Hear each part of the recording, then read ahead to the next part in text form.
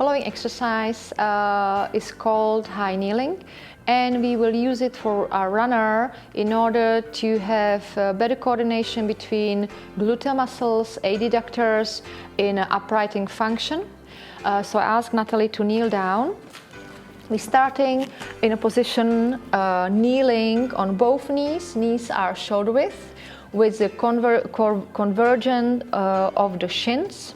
We're starting in a vertical line when the knees, hips and shoulders are aligned. Then we ask our client to step one leg forward in a slight abduction external rotation. So this position is called half high kneeling.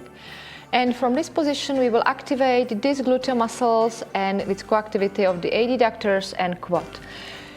Initially we make sure we have zero flexion, so we have neutral position in a hip joint. And then we continue to move the whole body backwards, like sitting back and slightly sideways with also hip joint rotation. We're activating gluteal muscles, outer rotators, coactivate adductors and quad muscles. And we repeat it, so that's the one phase of sitting backwards from high kneeling. We can continue make it more demanding, even lower, but in this case we need to bring the other leg into extension, so it's not restricting the motion. The leg might be without any contact, or it might be resting on the floor.